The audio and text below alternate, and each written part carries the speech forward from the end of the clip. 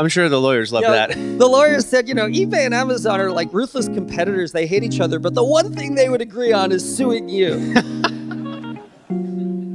That's great. You're listening to Philly Who, the podcast that tells the stories of the doers, thinkers, and performers of Philadelphia. My name is Kevin Schmidlin, and today, in this very special live episode, I'm talking with Josh Kopelman. Josh is the founder of First Round Capital, a seed-stage venture capital firm that is headquartered in Philly and was among the first to invest in companies such as Warby Parker, Blue Apron, and Uber. Before First Round, Josh was a co-founder of 3 Philly startups, including Half.com, which was acquired by eBay. In this episode, we'll hear how Josh and his teams launched these Philly companies in the late 90s and how they had to get creative to put their companies on the map. So after a few hours, he kind of said, if you just want to get on the damn map, why don't you just find a town with half in it and change its name to Half.com, and then it would be on the map. And there was this laughter, but wait, that's not a bad idea.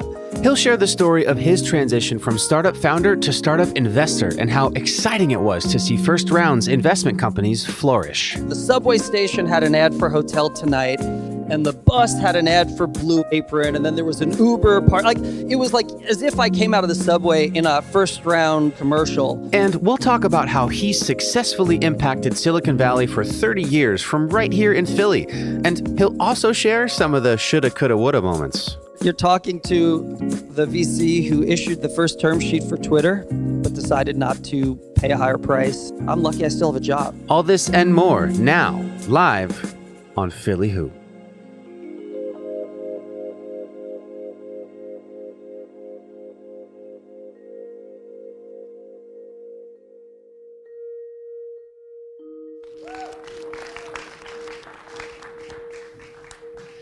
In 1992, when he was a student at Wharton, Josh co-founded Infonautics Corporation. 4 years later, he took it public on the NASDAQ. In July of 1999, Josh founded Half.com and led it to become one of the largest sellers of used books, movies, and music in the world. Half.com was acquired by eBay in July of 2000, 1 year later. Josh then founded Turntide, an anti-spam company that was acquired by Symantec 6 months later. After his third successful exit, Josh then founded First Round Capital in 2004 to reinvent seed-stage investing. Since then, First Round has invested in over 200 emerging startups, including Uber, Mint, and Blue Apron. Josh was ranked 4th on Forbes' 2015 Midas list of tech investors. He's been EY's Entrepreneur of the Year, and he's an inventor on 13 U.S. patents. And the best part, he's done all of this right here in Philly. Josh, I want to start by hearing about your first entrepreneurial venture, which you took on in your hometown of Great Neck, New York, when you were 4 years old. What were you selling? Rocks. You were selling rocks. And what was the market for selling rocks like in 1976? So I learned several things selling rocks. I didn't have anything else to sell, and I wanted to be in business, so rocks were free. So I thought I would just put rocks in my little red radio flyer wagon and sell them. The first thing I learned is sales is hard. The second thing I learned is the importance of product market fit. And the third thing I learned was how fortunate and privileged I was, because I had friends and family coming out to pay 25 cents, 50 cents, and $1 for ordinary rocks, and they were not buying it for the rocks, they were buying it for me. Right, that was your first friends and family round. So then, after that, when you were 7, you had another entrepreneurial venture, and that was Josh's Juices, correct? That's right. I remember my dad and I going to the hardware store, and we had you remember Lucy's lemonade stand, that design from Peanuts? We had that picture, and we went and we built we bought the wood and we built this big stand, and I took it over to the tennis courts near my house, and then this mean lady came out and told me that I couldn't sell because I didn't have a permit and it was illegal to sell, and I was competing with the vending machines that the township owned. Wow, who would do that to a 7-year-old? But you then went and filed the permit, correct? I did. Do you remember the day when you, as a 7-year-old, stood up and applied for a permit to sell juice? I don't remember the specific day, but my biggest memory of Josh's Juices was how upset I was that my brother was drinking all the profits, because I had a 4-year-old brother at the time, and he was my helper, but he just kept drinking all the juice, and like I was losing margin. And that's when you learn the value of a solid co-founder. So you can see where all these pieces are coming together early on. Now, fast forwarding. Today, you invest in entrepreneurs who create their own roadmap. Now, growing up, in New York and then eventually coming to Philadelphia to attend Penn, how did you create your own roadmap? Well, I think these are some examples. I mean, when I say create your own roadmap, what I mean is I think society raises conformists. In general, there's sort of a conveyor belt that kids grow up on. And you go from elementary school to middle school to high school. In high school, you have to take the right tests and you have to do the right extracurriculars to get into the right college, where you have to study super hard and get the right internships to get the right job. Like, there's this conveyor belt of conformity. And even on a micro level, you show up your first day of class in any university and the teacher gives you a syllabus. And what is that? That's a roadmap for the class. Here's when the tests are, here's when the quizzes are. You don't have to figure out what to read. The professor will tell you everything you need to read. You don't even have to figure out what winning looks like, because the professor will tell you that, class participation is X% and assessments are Y% and homeworks are Z%. Like, what winning looks like. But to be a good founder, no one gives you a map. To be a good founder, no one tells you how you're going to be scored. No one tells you what you need to read or what to do. You have to figure that out. And I think society kind of it almost creates the opposite. It creates such pressure to conform, to follow other people's maps, that we just look for founders. We don't look for good navigators. We look for good cartographers, founders who are really good at creating their own map. Whether that's selling rocks or getting a permit to sell juice at the tennis court. So did you have that perspective when you were attending high school, attending Penn, and the syllabus got put in front of you? Did you sort of feel that, I guess, disdain towards the beaten path? No, I don't think it was that clear at the time. I just think I felt a little more comfortable walking against the grain of the conveyor belt. And you don't have to. It doesn't take a lot to Did you choose a major or did you build your own major? Do you read books or did you write a book? Do you join a club or do you start a club? Do you get a job or do you start a... there's so many small ways that people have and will continue to have, trying to fight that conveyor belt. And I guess all I'm saying is what we look for in entrepreneurs is a history of being comfortable, being a nonconformist, going off the conveyor belt, because it's so tough and so lonely to start a company that, ideally, you've done it, you have experience. Even if you've never started a company before, you just have experiences as going against the grain. Right. So you started your first company while at Penn, Infonautics. Now, can you tell us the story of how the idea came about? At what point were you like, we need to start a company around this? Infonautics I co-founded during a summer internship, and this was before the consumer internet was around, right? You had dial-up services like Prodigy, CompuServe in America Online, but there was no search engine. And my co-founder actually had the idea for Infonautics, which was to build a LexisNexis, a search engine. We didn't know to use the word search engine at the time, for kids. And we built a product called Homework Helper that was on all of the major services. I'd grown up, I was part of the 300 baud club. My first modem was 300 baud, where you would see the words, the letters scrolling across the screen as it loaded. And I ran a bulletin board in my own house. So it just seemed really right that this would be the way that kids would get information. Yeah. So what were your expectations for this product and this company as it got off the ground? I didn't have to make as big of a cost as an investment as my co-founder Marvin did. I mean, he mortgaged his house. I was in a dorm room. I can't mortgage that. So for me, it started off as this could be a really interesting learning opportunity, and it just continued to grow. Yeah. So can you take us through the day that company went public? How did you feel? What was going through your mind that morning? So this is going to be an answer that I don't think you expect. When you're a private company, you only get valued by appointment. What that means is if you're a private company, your stock only trades when you want it to trade, right? And so when is that? That's typically when good things are happening, because that's when you want to sell stock. You take less dilution, it's a higher price. When you're a public company, you trade every business day. And so when Infonautics went public, it went out at 14, traded up to 14.25, and never saw that price point again. Wow. Went down from there. So to some degree, it felt like I was, for the first 5 years of Infonautics' story, we were selling gold. And then the day we went public, maybe we were selling rocks. So you were back to your roots at that point. So that's curious. So then at what point did you have an idea to start a new company and leave this now publicly traded company? So sort of started thinking about the idea for Half.com, I think in 98. I was a big user of Amazon, but also of eBay. And sort of recognized that there was a gap in between. In fact, the original name for Half.com wasn't Half.com. It was eBazon. We wanted to take the best of eBay and the best of Amazon and combine them.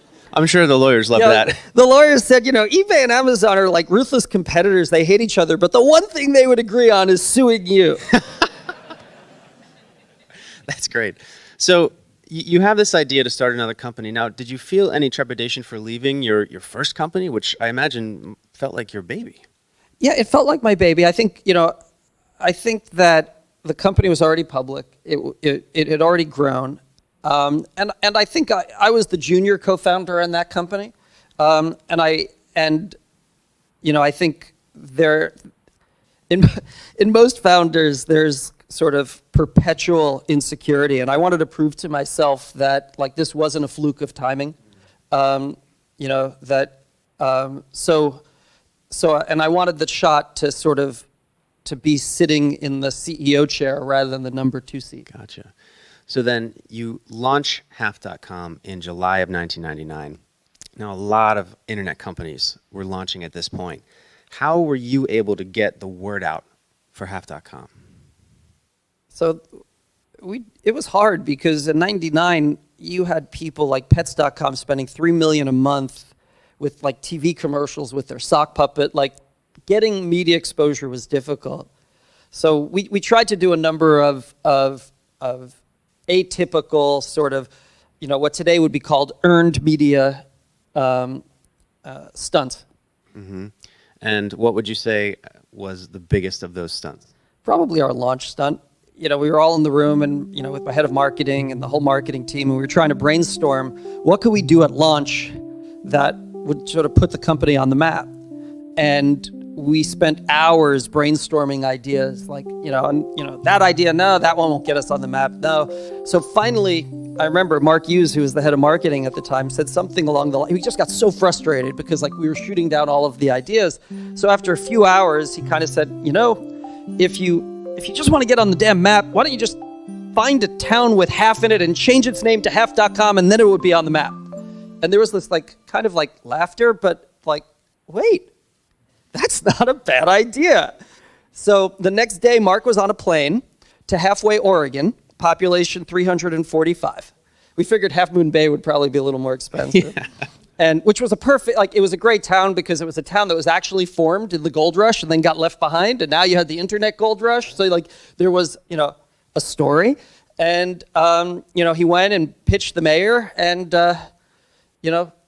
a week later, they had to do a town vote. We were sending interns to go door to door to try to lobby all 345 people to approve the name change. And then we launched and we announced this. And the amount of 4 minutes on the Today Show, Wall Street Journal, 60 Minutes, New York Times, just, tens of millions of dollars worth of free media that came to us. You must have thought, oh my gosh, I can't believe this is actually working. Yeah, it was a little, and it started off as a throwaway line out of frustration. Yeah. So there's a lesson there when when it's 8 hours into the session and somebody makes a joke, maybe that's the thing that you should chase after, right? So 60 days after this, 60 days after Half.com launched, you got a call from eBay. What did they say on that call? At the time, they just said, hey, we'd love to get to know you. And we were scared because it was too early. We didn't want the call that early. You know, the company had a great launch, and we'd raised venture capital, and we were growing, so we had no plan or desire to sell. Right. So it was 6 months later that eBay acquired Half.com. So did it take you a while to warm up to that idea? Yeah, it's a dance. You know, I mean, at the same time, keep in mind, like in March of 2000 was the all-time high of the NASDAQ, and then like the dot-bomb, crater began. So maybe a little after that, we might have been a little more receptive to a sale. Yeah, and you thought, okay, maybe this is the right move. Yeah. So you wound up staying at eBay, and your Half.com team stayed here in Philadelphia. Did you have to convince eBay to let you guys stay here? Yeah, that was accident. I mean, yes, we did. So we're negotiating with eBay, and I said to my wife, there's a chance they're going to spend a lot of money for this company. There's a chance they're going to want us and the company to move to Silicon Valley, and if that's the case, we're probably going to have to move because this is a transformational deal for the company and for us. And she said, that's fine, but just make it if that's the last point left in the negotiation, like if that is all that's standing between us and the deal, we'll cave, but make that the last point. Right. So we're negotiating back and forth, and we're down to 3 points, a point on escrow, a point on price, and this point. And I found this out after the case. After one of the eBay board members heard a rumor, and I didn't know this at the time, but they heard a rumor that we were negotiating with Amazon. So we get a call on a Friday saying, the board wants to vote on this on Monday. We need to lock this up this weekend. Where are we in these 3 issues? And I said, well, the 3 issues are the escrow, the price, and Philadelphia. And they kind of hit the bogey on all 3 of them and said, are we done? I'm like, yeah, we are. And that's how come I ended up in Philadelphia. And you didn't know at that time that they had heard this rumor. No, so you I was just surprised. Like it was like a blanket concession on their part on all 3 points. And you got to tell your team, hey, we're staying home. Hey, we're staying in Philly. That's great. So then a few years after that, you founded Turntide. Co-founded Turntide. Thank you. And this was your 3rd time going after a company. What is going through your head now? You've done it twice. But this was a little different. The first one, I was the number 2 seat. The second one, Half.com, I was the CEO. And here I was just chairman. So it was a different role as well. Okay. And what would you say, looking back, was your favorite part or biggest lesson learned in that role at Turntide? So Turntide was Turntide was less than a year between when I got involved, because Turntide was a spin out of another company. Okay. So we saw Lucinda, the founder, the CEO of Turntide, saw this opportunity to spin a technology out and create a company out of it, and it was sold to Symantec very quickly. So, that was really just a bet on a person, Lucinda, and it worked. So, after this exit, you've had 3 successful exits. Was there a moment in any of the 3 where things were tough and you felt like maybe even considered giving up and bailing and applying for jobs or something like that? I think at Infonautics, it was really hard to raise. Keep in mind, like 1993, raising money for a tech company was very tough.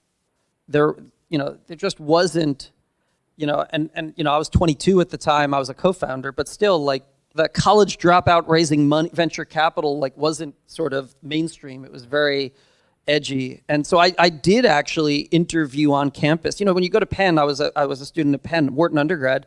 There's such pressure to do banking or consulting, so they have all this on-campus interview. So I did go to career planning and placement and told them I was starting a company, and I did do some interviewing, but it was half-hearted. My heart was really with the company.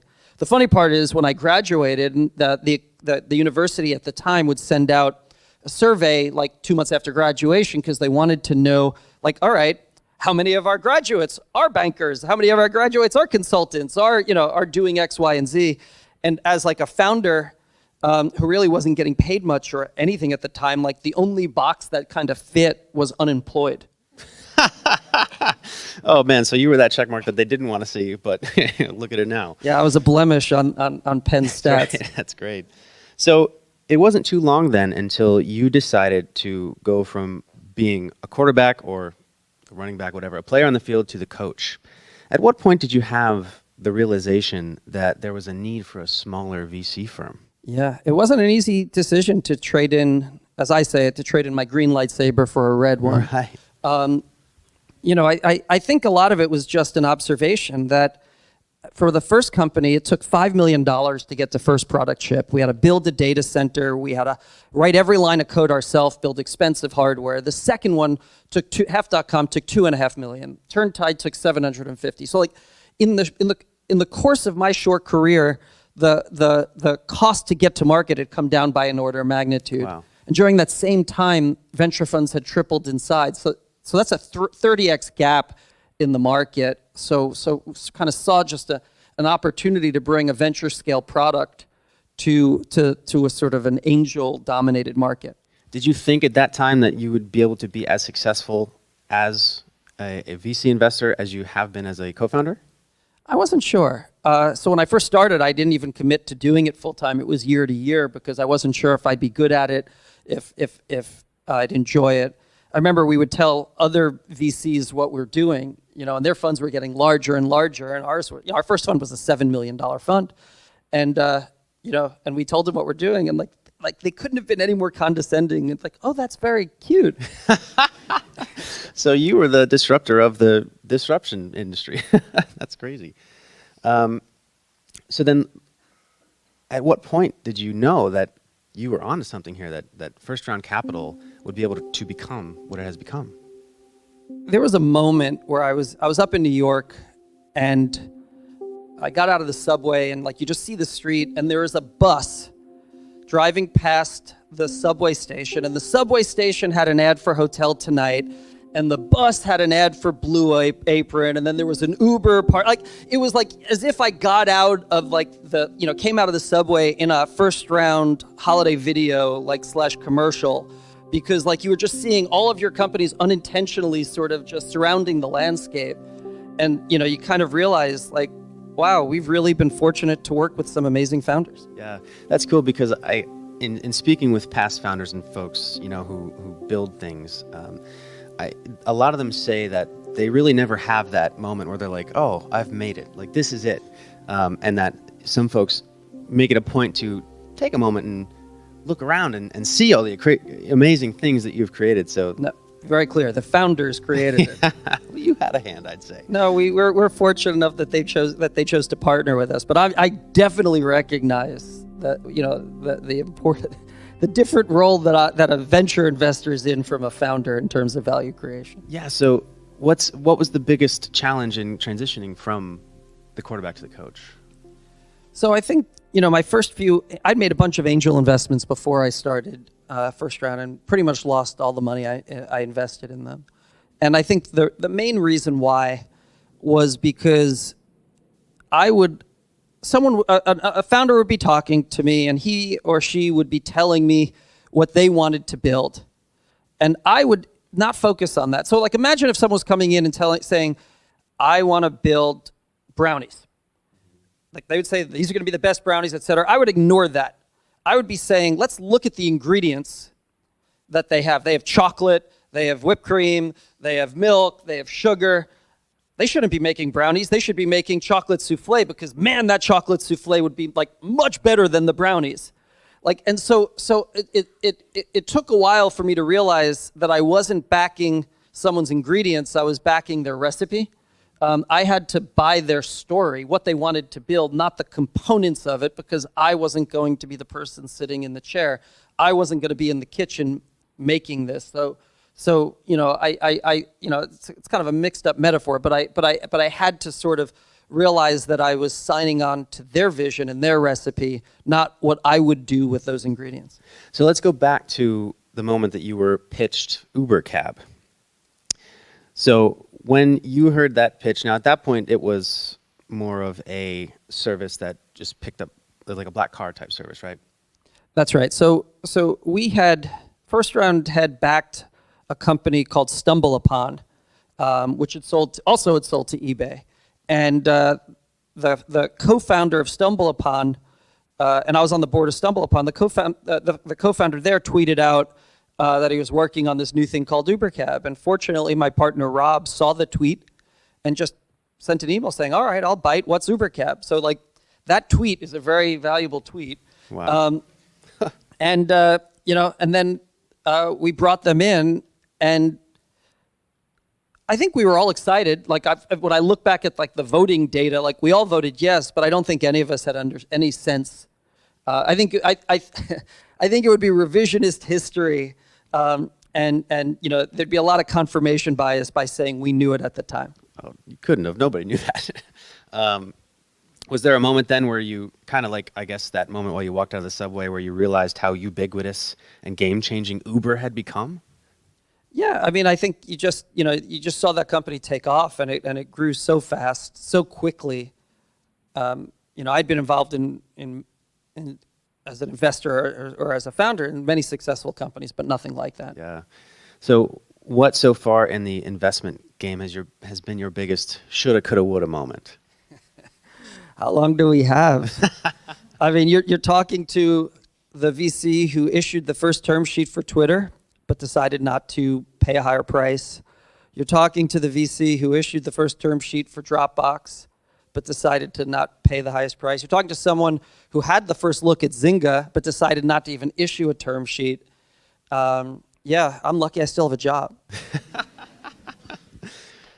That's great. What would you say is a common misconception about you? I'm an extreme introvert, and I'm not sure people realize that.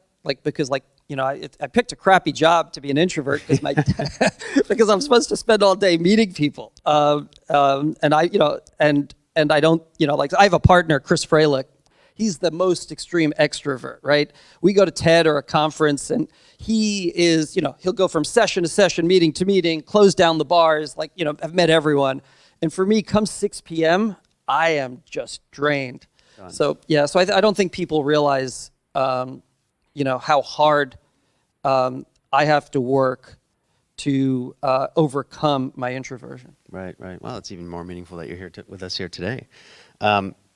If you could send a message to yourself in the past, whether, when you're selling rocks, when you're at Wharton, one of your companies, or within first round, butterfly effect aside, what would you say? So I'd probably go back. I mean, overall, I have very few regrets. I've lived, I believe that most successful entrepreneurs are experts at tolerance of deferred gratification. Like the exercise of entrepreneurship, of founding a company, is the ultimate expression of deferred gratification. You're not going to take a higher paying job. You're not going to take security today because you're willing to invest it and take pain today in order for maybe the potential of something in the future. And so I think I practiced that pretty meaningfully. And if I had to go back, I think, when maybe it's rationalization, I could justify a lot of the things I did in terms of sort of being very focused. But I guess I would say that even with the need to take deferred gratification, sort of some of my biggest regrets were that I was so focused on either work or family that I did not spend enough time with friends. I really just made the trade-off to sort of be a bad friend, unfortunately, in order to focus on, I prioritized ruthlessly, and that was the consequence. I mean, when you ask that question, one of our board members and an early mentor in my career was a gentleman named Israel Melman, and he was a board member of Infonautics. And we grew apart and didn't really keep in touch. And then I remember hearing while I was in the middle of Half.com that he had passed. And I didn't go to that funeral. Wow. Because I was too busy. And 15 years later, 20 years later, that still is one of my top regrets. I just feel like, yes, there's something about deferred gratification, but there's also something about remaining grounded. Right. Taking advantage of the relationships that you have. Yep. I struggle with that myself just recently going into full-time entrepreneurship. How do you balance, right? I want to have friends. I want to see my family. I want to have incredible success. I want to have fun. But you do have to prioritize. And I guess what you're saying is don't always make your relationships the lowest priority. Yeah. I think looking back, I would have been a better friend to people. Now, is that the advice that you would give, if you could give one piece of advice to, early stage founders going into a new venture? Well, I think everyone has a different scale on how they choose to invest their time and what their prioritizations are. And I wouldn't dare to impose my value judgments or my prioritizations on them. Right. So can you tell us about the Philadelphia that you started your first company in? Yeah, so I'm not a Philly native. I moved to Philly in 1989 for college. So I spent like 2/3 of my life here in Philly, but it was a very different town. I mean, when I came in 1989, it was almost as if like the slogan to outside, like Philly was so insular. Philly was so insecure and defensive. It was almost as if you could like see people wearing a t-shirt saying, Philly, like we suck and we don't like you. It was just not accommodating and not open and very defensive. So then what made you stay here all that time? So a little bit of an accident, right? I graduated college and Infonautics had 20 employees and they had husbands and wives and mortgages and kids in school, and I had no ties, so it just made sense. And then obviously you grow roots and you get attached to institutions, to things, to companies, to people. Yeah, so would you say that we talked about how with eBay, you kind of accidentally got to stay here. Did you have any moments where you said to yourself, I need to get out of here, I need to go to San Francisco or New York or something like that? I'd be lying if I said no. Yeah, there were plenty of times when I started First Round, as a venture firm, we'd love to invest more in Philadelphia, but the majority of our investments are not. The majority of our investments are on the West Coast. So knowing that I was building a venture firm where the majority of our opportunities would be 3,000 plus miles away, I knew I was sub-optimizing on a business decision because that was not the only variable that I was solving for at that time. Right. So today in Philadelphia, in the startup world, what is the biggest challenge facing Philadelphia? So I think it's not unique to Philadelphia. At First Round, we see companies, we invest all over the country, at least domestically. We don't do much internationally. And what we've seen is an amazing democratization of entrepreneurship. So it used to be that entrepreneurship was such an apprentice business that it was really hard to get in. And just like the amount of resources that are shared, I think First Round tries to share some on First Round Review, but Y Combinator, Hacker News, like there's so much information out there that it's never been easier. It's not easy, but it's never been easier to be a first-time founder and to learn. And that could happen, and that's enabled some great founders to start great companies in many cities, whether it's Austin, Boston, Philadelphia, Pittsburgh, Atlanta, Raleigh, Chicago. Like you're seeing this great resurgence of distributed entrepreneur, what Steve Case talks about as the rise of the rest. I think that the real challenge is not the first 20 employees, because the first 20 of employees at almost any startup, they're Swiss Army knives. You need generalists. Right? In the morning, they're a toothpick. In the afternoon, they're a scissor. In the late afternoon, they're a knife. They have to do so many different things. But once you get above 50 people, that's when you tend to need to hire specialists. That's when like the little flimsy scissor is not as good as a specialist scissor. The little pocket knife is not as good as a regular knife, and so on.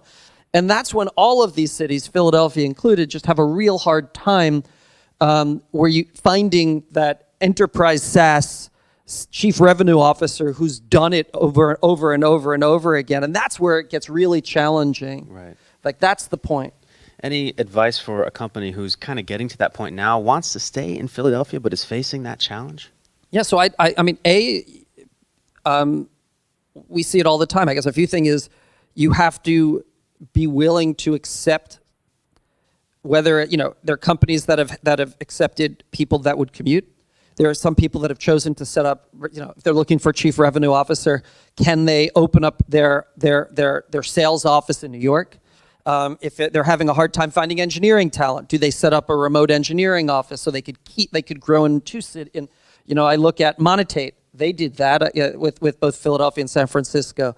Curelate, did that with Philadelphia and I believe Seattle, and like so you're seeing companies that kind of create like that are able to continue to grow in Philadelphia, but also are able to find some of those specialists. And you did that with First Round, right? First Round has a San Francisco office? Yeah, we have more people. We have 2 to 3 times the number of people in San Francisco than we do here. That's great. So then what excites you the most about today's Philadelphia? Gritty.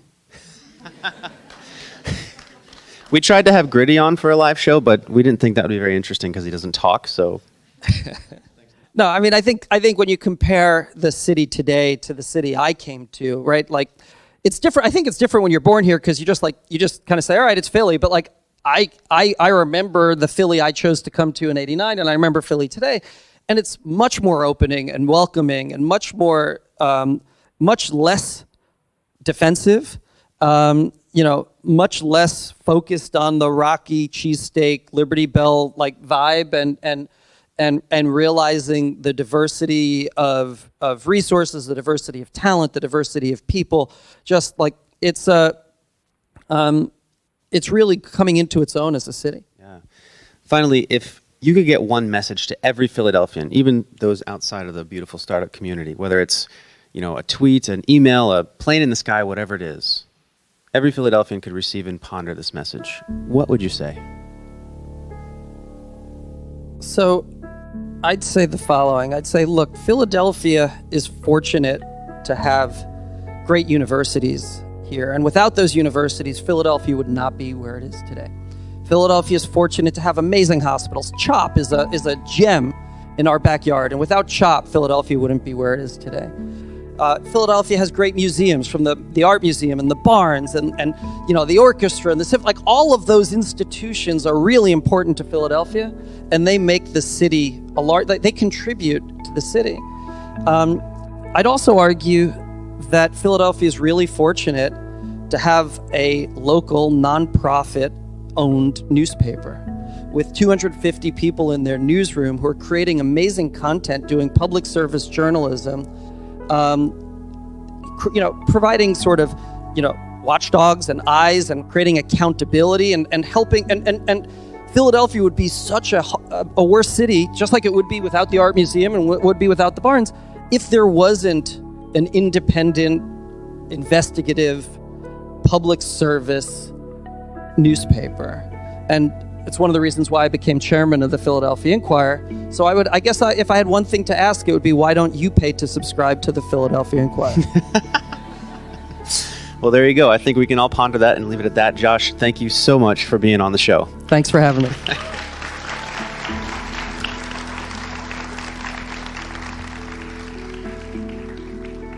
For more on Josh and First Round Capital, you can head to podphillywho.com/Josh K, or check out the show notes. If you like the show, be sure to subscribe and give a rating if you're on Apple Podcasts. You can also follow along on Twitter @PodPhillyWho and on Instagram @PhillyWho. Philly Who is a Q9 production. A very special thanks to Jacqueline, Aaron, Kira, and the Philly Startup Leaders team for hosting this live episode as a part of PSL's annual Founder Factory Conference, and to Swift and Taylor for being great sound technicians. Music was by Lee Rosevere with artwork by Lauren Carhart. My name is Kevin Schmidlin. See you next week.